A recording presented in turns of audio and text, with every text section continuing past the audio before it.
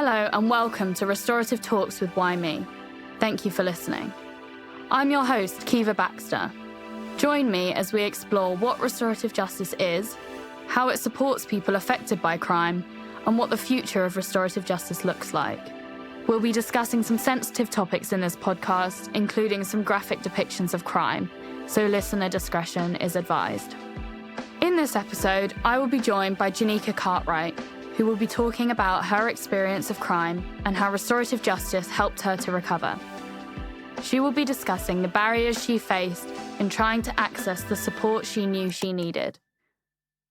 Welcome to the podcast, Janika. Would you like to introduce yourself? Hi, Keeva. Yes, so my name's Janika, and I have lived experience of restorative justice, and I'm currently an ambassador for Why Me. For those that don't know, an ambassador is somebody that will share their experience. And for me, I also talk about my experience to educate services about restorative justice and for also to just inform other victims of crime what it looks like and what it did for me. It's great to hear about your involvement with Why Me as an ambassador.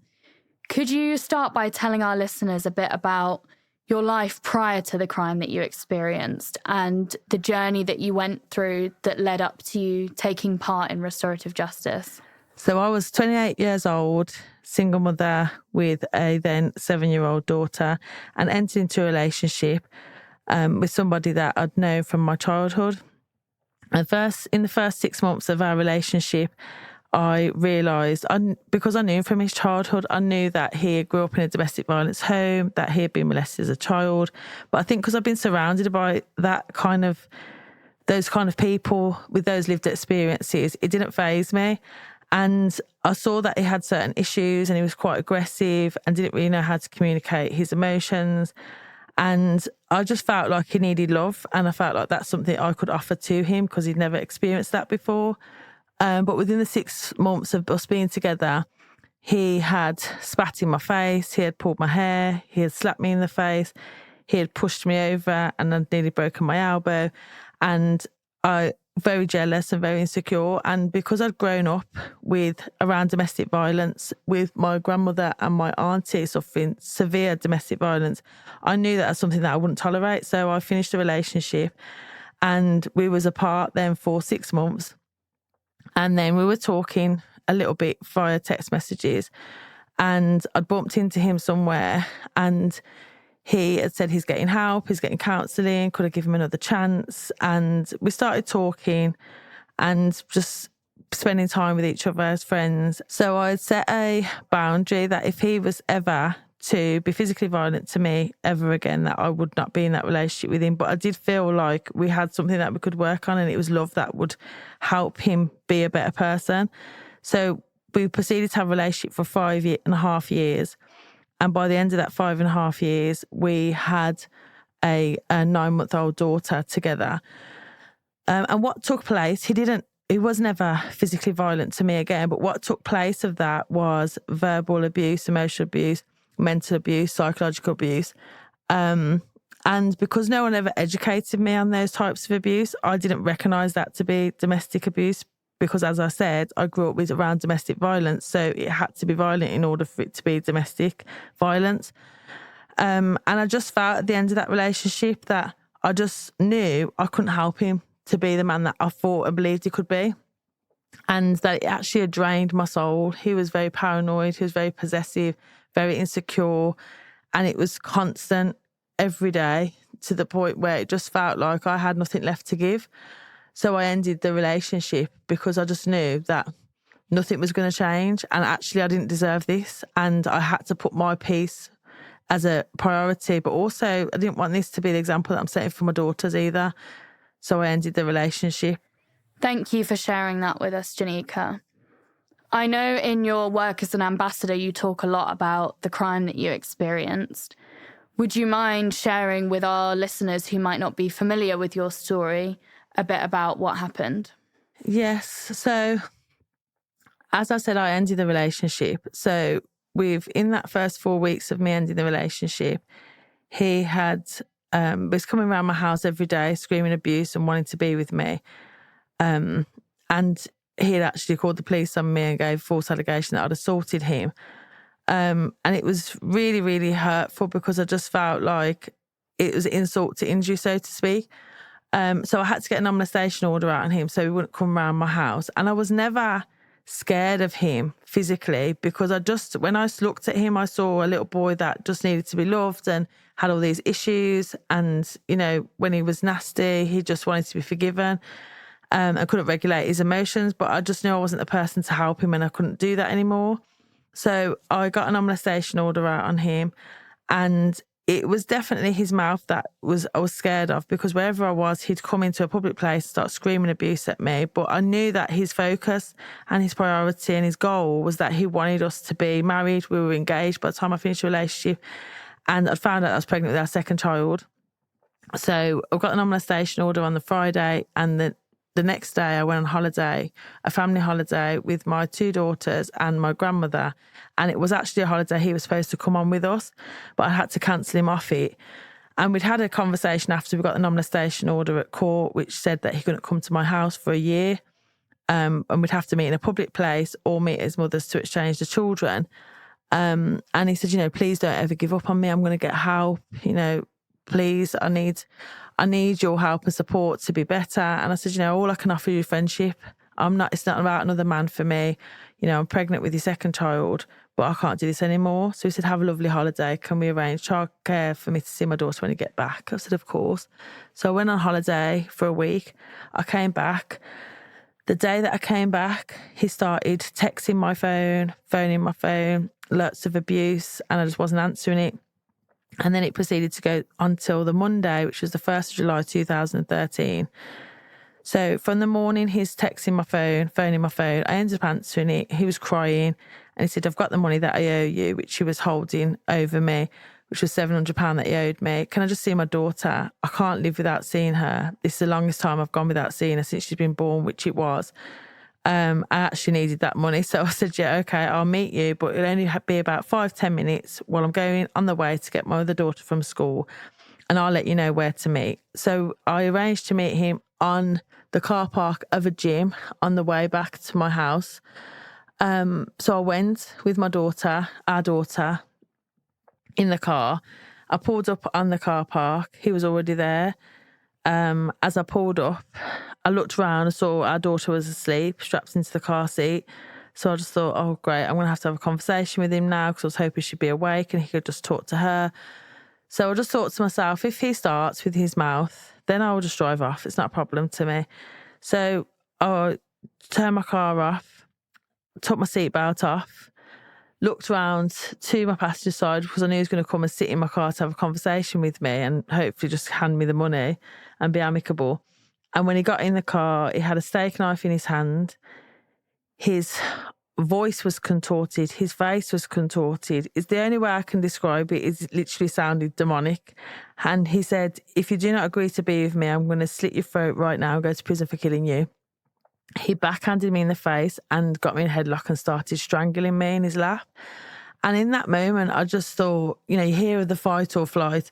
And I thought, well, I can't flee this scene because my daughter's strapped into a car seat and I'm outside of a gym, and it actually was a bodybuilder gym, ironically enough. And I just thought, okay, so if I get out of this car, somebody will help me. If I scream for help, somebody will help me. I'm screaming to him, I love you, our daughter's in the car. Any part of him that I naively felt like I had control over that part of him where I could bring him out of that place and, you know, talk him out of that place and tell him that I love him and assure him, he was gone. There was nothing left of the man that I knew. So I managed to get out of the car. I screamed for help. I said, somebody please help me. He's got a knife and he's going to kill me and my baby's here.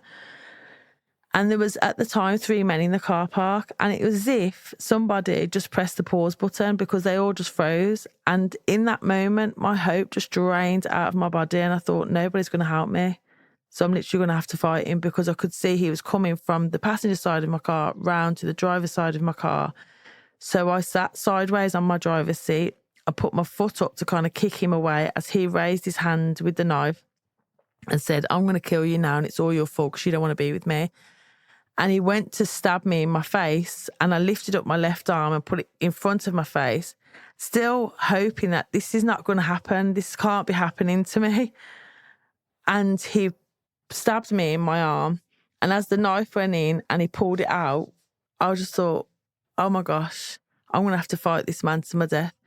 So he proceeded to stab me time and time again. It felt like it went on forever. Probably wasn't very long.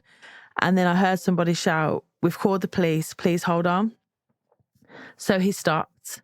He went back to his car. I stood up and I knew I'd been stabbed a lot of times and I knew this was serious. Blood was spurting out of me everywhere.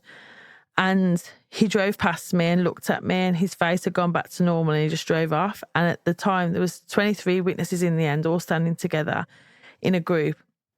And I remember looking into the back of my car and my daughter had slept through the whole entire thing, which I just felt like was only by the grace of God that she had, because I was screaming at the top of my voice. And the front of my car looked like a murder scene. And I remember collapsing to the floor. I was still conscious. And I'm a woman of faith. And I looked up to the sky and I said, my life can't end like this. Not at the hands of the man that I've loved for 5.5 years. And if I'm not meant to have this baby that I'm pregnant with, I will accept that. But I have 2 daughters that need me.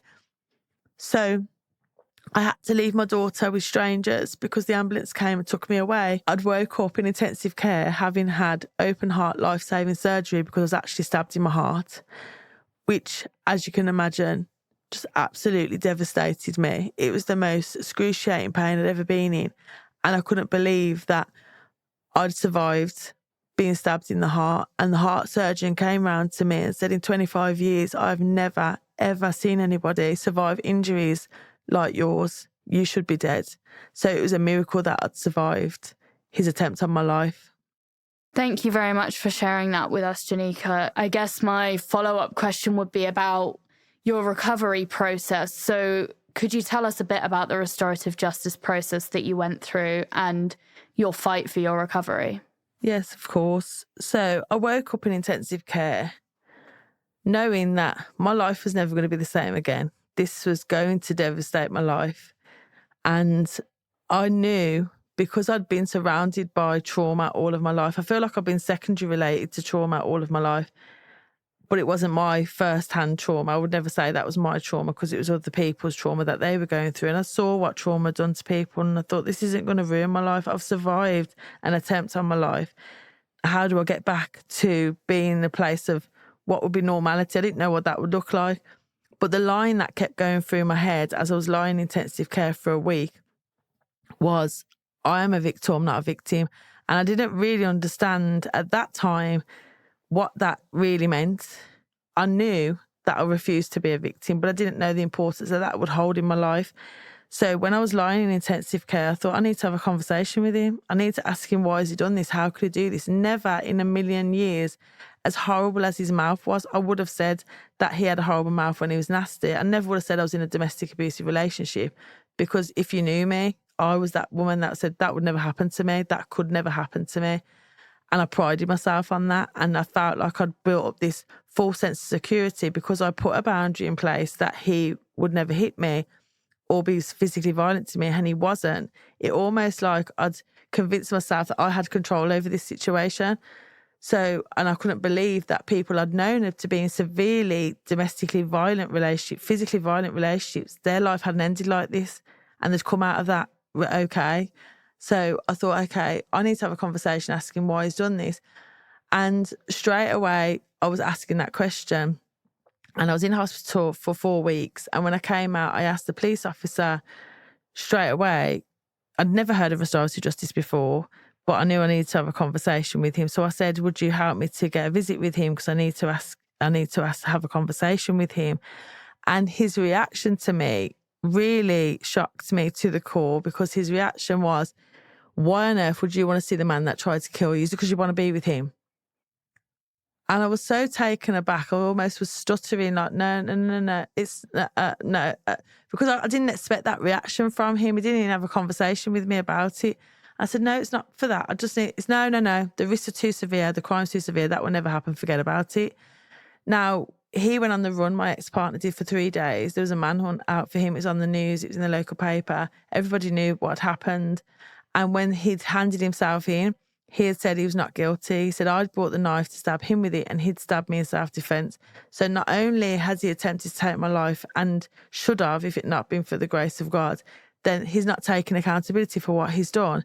That was so hurtful to me. So it went on for 14 months before we could get to court, because it was going to be a trial. That was always what it was going to be, that I was going to stand in front of a jury and convince people that I'm telling the truth. That was so hurtful to me. And then when it got to trial, on the first day, I was being sick outside the courts, and somebody ran out to me and said, it's all over. And I said, what do you mean? I haven't even gone in to speak or say, or anyone hasn't heard my side of the story. And they said, well, when they asked him if he's guilty or not guilty, he had said he was guilty. So I just felt like my chance to have my voice heard had been stripped away from me. So even more, I needed this conversation with the person who's caused me this harm. It made sense to me from the beginning. So I proceeded to go on this journey for 3.5 years, because that was no justice for me. He got sentenced. The sentence got reduced from 21 years to 7 years because he admitted guilt on the first day, that the first opportunity the judge said that he could, which I didn't believe it was. It just felt like an absolute joke to me, and so disrespectful to what I'd had to go through and what I knew my life would be. I'd lost my home. I'd lost my job. I'd lost my car because it happened in my car, and the police kept it as evidence. I was homeless, jobless, pregnant. My baby survived that, which also was told was a miracle because he was only 9 weeks at the time.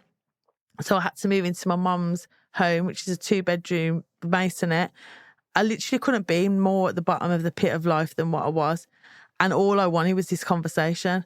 So for 3.5 years, I exhausted every service that was in the West Midlands. I live in Birmingham. So from victim support to women's aid to the police, probation, victim liaison, anyone that I could speak, family support, anyone I could speak to, and everybody's reaction was the same. Why would you want to see the man that tried to kill you? Is it because you want to be with him? I couldn't understand it. It didn't make sense to me. I was like, and now I'm researching it and realising, oh, there's something called restorative justice. But I started to watch different documentaries. It's all American based. And I thought, well, this works for them and this happens. It's called restorative justice. So I started saying that word. No, that doesn't happen in this country. It will never happen. Definitely never happen for your crime type. Forget about it. I'm very tenacious as a woman. I know what I need. I'm telling you what I need. I know this is going to help me. So after the 3.5 years, I was diagnosed with PTSD, chronic anxiety, depression, insomnia. So I wasn't sleeping more than 2 hours a night. And every single day for 3.5 years, the questions that I had for him was going on a loop around my head. I need to ask him this. If I ask him this and his answer is this, how will I respond? If his answer was this, how would I respond? Every single day, the only person who could answer the questions that I had is the person who committed this crime against me, which was him. And no one was listening, no one was helping me. And the main question that kept going over in my head is, why me? Why has this happened to me? Why is no one helping me? What? Why? So one night, quite ironically, I was up in the middle of the night. It was about 3:30 in the morning. And I'm on my phone. I'm constantly every day looking and for different ways to get what I need. And I ended up, I must have in my sleep state and tired state, put in Google, why me? What? Because that was the question that kept going over, and it came up, Restorative Justice Service. I just felt like, honestly, God had just answered my prayers. I was like, you couldn't make this up. I couldn't wait for 9 o'clock in the morning to come to call them. And as soon as I called them, I was like, and then was like, I can't understand what you're saying. Can you speak a bit slower? And I said, are you a Restorative Justice Service? No one will help me. I've been trying to get Restorative Justice 3.5 years and everyone keeps blocking me. And the woman was so lovely. And she just said, I'm so sorry that's been your experience. We are a Restorative Justice company, organisation. We can facilitate restorative justice. However, I can't promise you that you will receive restorative justice, but we will definitely have that conversation, explore that with you and do our best to support you in gaining restorative justice. And it literally felt like the gates to heaven had just opened. It was like somebody's listening to me. And even though they didn't promise me that I would receive restorative justice, just to be heard, to be acknowledged that this is what I need, it meant so much to me. So following that initial conversation, they put me in touch with a facilitator. He came to my house. he'd been formerly in the police. He was an expert in serious complex crimes and facilitated many serious complex cases for Restorative Justice. Brian Dowling, he was just amazing. And he came from London to my house and sat in my living room with me and had that conversation. What is it that you need? Why would you like to take part in Restorative Justice? What do you hope to gain from Restorative Justice? And I just was so happy that somebody was listening to me that respected my views and wasn't telling me no. It wasn't telling me you definitely can have it either, but he was still listening and allowing me to be heard, which felt like, to be honest, from the time I'd had my crime committed against me, that was the first time I felt heard. It was the first time I felt validated in what I needed. Because going through that criminal justice process, it's never about the victim.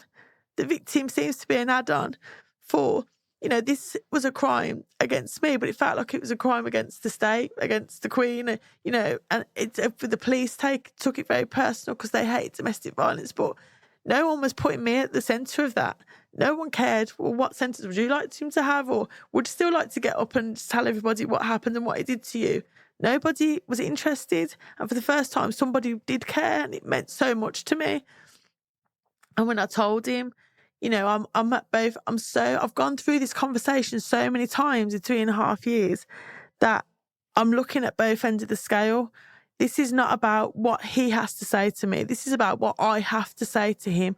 I needed to take my power back.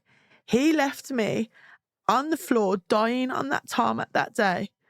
I was dying. So I'd said to him, he could be at the end of the scale that I'm really sad that I didn't succeed in what I did, actually, and I still hate you. It could be at the end of the scale, please forgive me, I love you so much, I'm so sorry. I've already gone through this 1,000,000 times in my head and I'm ready for whatever that is. I just need this meeting. And I laugh about it now because at the time I felt so frustrated because I was like, you're a Restorative Justice organisation. Can we just get it tomorrow, next week? Can we just have it? Let's have it now. And he was like, well, fortunately not. It doesn't work like that. And there's such a vigorous, intense amount of risk assessing that goes into a restorative justice process, which I did find frustrating at the beginning because I've been fighting for it for so long. But obviously I see the importance of that. And it was very much needed, not just for myself, but for him and my ex-partner as well. And going through that process and really looking at, okay, it's a voluntary process. He has to agree. We've got to first ask him the question, is he willing to do this? So that was really scary for me because what if he says no? And we had that conversation. How would I feel if he did say no? And I'd gone through that. But the point was, now somebody's listening. We're going to put that forward to him. I can only do my part and someone is supporting me in doing my part. And if he says no, then I'm going to have to look at how I deal with that. But Brian Dowling did in my living room, like an empty chair situation where just, okay, here's the chair. I'm going to show you how it goes. So he'll walk in and he will sit there. And if he was there, what would you say to him? And I literally broke down and was sobbing because I could imagine what that process looked like and it felt so real to me. So we did ask him if he would be prepared to take part in the process, and he said yes. And for me, it was always had to be face to face. I had to look him in his eyes as he was looking in my eyes when he stabbed me. I needed to look him in his eyes to take my power back, and he agreed to the process, to take part in the process. And then it did take another year after that to get to a point where my facilitator felt it was safe to have the meeting. And the meeting was the most empowering thing I've ever done in my whole entire life for myself. It was scary, it was nerve-wracking, but I was supported from the beginning, right through it and after, by Why Me. And it took place in the prison that he was in. And for those that don't know, a face-to-face meeting in a prison was in a room that was in the prison, and it had the prison officer, it had my ex-partner, it had 2 facilitators and myself. And even the preparation was so intense. There was nothing in that meeting that come as a shock to me or him either, my ex-partner. The questions that was going to be asked, how long we would have, where we'd be sitting, what the room would look like. And I feel like all of that just set me up to be as ready as I could ever be. And was in that, it was supposed to be 2 hours. It ended up being 3 hours. And I sat down in that room first. I wanted to be in there first because that was a choice I got to make also. And he walked in, and he's, 6'4" man. He's built like a bodybuilder himself. He was even bigger when I saw him walk in. And as he walked in, he literally was covered in shame. He didn't look at me for at least 10 minutes. He sat down opposite me and wouldn't look at me, and I was shaking, I was sobbing. And the facilitator, thanked us for being there. Obviously, we were both aware why we were there, and asked him to explain what led up to that day. And he started to address the facilitator, and the facilitator said, no, this is Janika's questions. You need to address Janika. And it almost went in slow motion that he looked at me, and as our eyes met, tears were rolling down his face. I am sobbing uncontrollably, and I just said, why did you do that to me? How could you do that to me? After me loving you for all of those years and just only ever wanting the best for you. And he apologised and said, I will never forgive myself for what I've done to you, and I know that won't make it any better, but I'm so sorry for what I did. To sit there as the victor that I knew that I was, to take my power back that had been stolen from me, was the most empowering thing I've ever done for myself as a victim of attempted murder, which is what I was. And I had found forgiveness for him. I want to make clear, though, restorative justice isn't about forgiveness. It's about whatever it is for you, for the victim of crime. But for me, I had found forgiveness for him. And, I think people often misconstrued what forgiveness is. Forgiveness for me, wasn't about what happened is okay or it's justifiable. It wasn't about him. It was for me. It was to free me from the hatred and the anger that was really trying to plague my heart. To me, the main part was to sit across from the person who's caused me all this harm and to have the opportunity to do that. And when he left the room, I could hear this howling and this screaming, and I was thinking, where is that coming from? I actually thought in my mind, somebody else must be having a restorative justice meeting. I didn't realise it was me. That was coming out of me. And it was almost like that fight that I'd had and what was carrying for 3.5 years came out. I was able to breathe. I felt like the weight of him had come off my shoulders.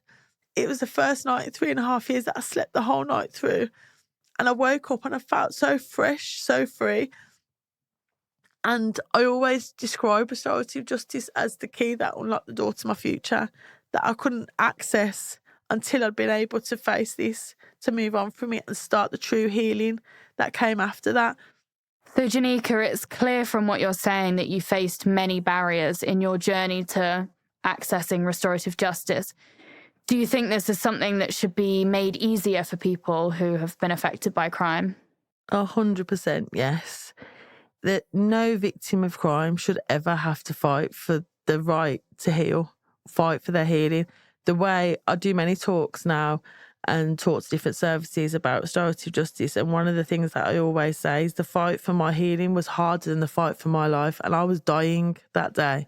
You can't get a harder fight for your freedom, for your life, to survive. And how is it that when I've become a victim of crime, that already, this was in 2013, this wasn't in the 18th century, there was already services in play, such as victim support. That should do what it says on the tin, in my respect. So why are you not supporting victims? You're supposed to be victim-led. The police, Women's Aid, all of these things that are saying they're victim-led, and I'm telling them what I need, and they are not listening to me. They're not even looking to explore that option. So it should be made easier for people, because when I found out that in 2015 it was added into the Victims Code of Conduct that a victim has the right to be offered restorative justice, it doesn't say they have the right to receive it, but it does say they have the right to be offered it. So that the anger that I had for many years towards services is actually part of the Victims Code of Conduct that you're supposed to be following, and you are just disregarding completely. So now you're robbing me of my rights. That's not okay with me, and that should never be okay for any service provider. No, I do say that you can't know what you don't know.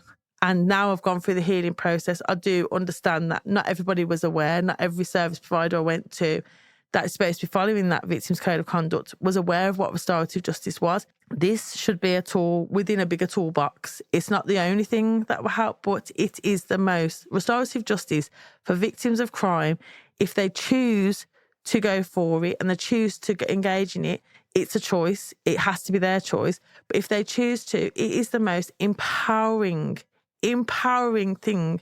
When it comes to domestic abuse, domestic violence, what I quickly learned and still stands today now, 10 years later, we're in 2023 now, that there is a lot of stigma of it being used in cases of domestic violence and a domestic abuse because it's all about coercive control.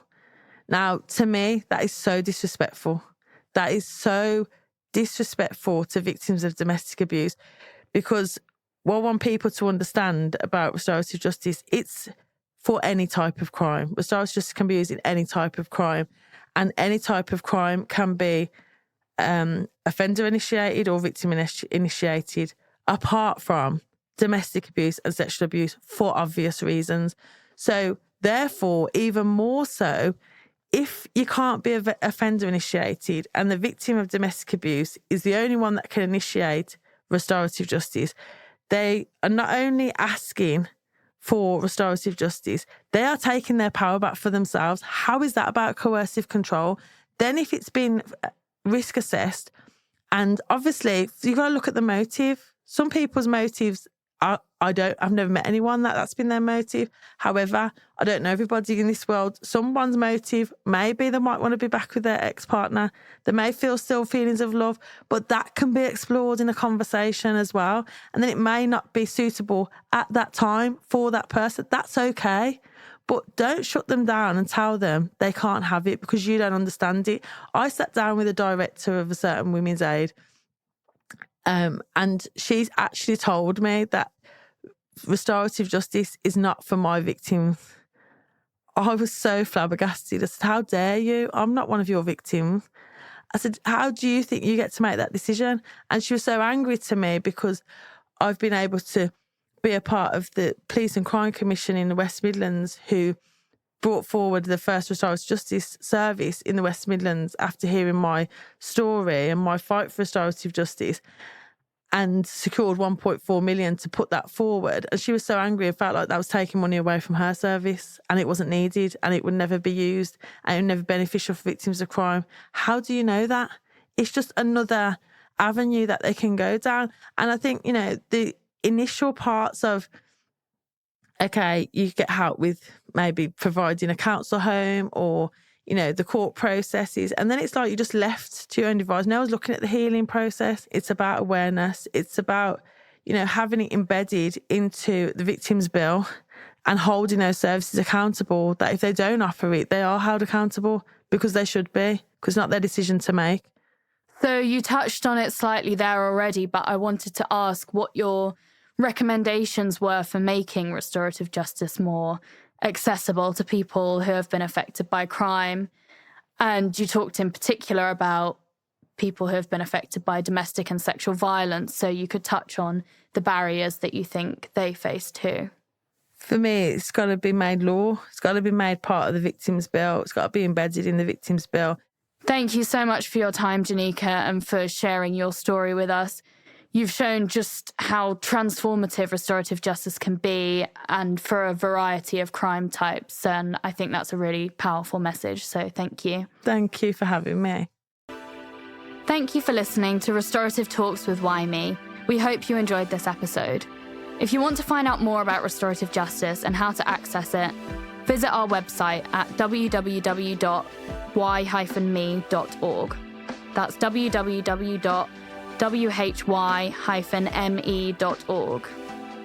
In the next episode, Janika will be in conversation with Lucy Jaffe, Director of the National Restorative Justice charity Why Me. They will be discussing the future of restorative justice and what needs to be done to dismantle the barriers that Janika shared today. If you would like to donate to help us continue to support people affected by crime, you can do so via the website. You can also support us by rating, downloading, and sharing this podcast, which really helps us as an organisation. Join the conversation with us by following us on social media. You can find us on Twitter, Facebook, LinkedIn, and Instagram at Why Me UK.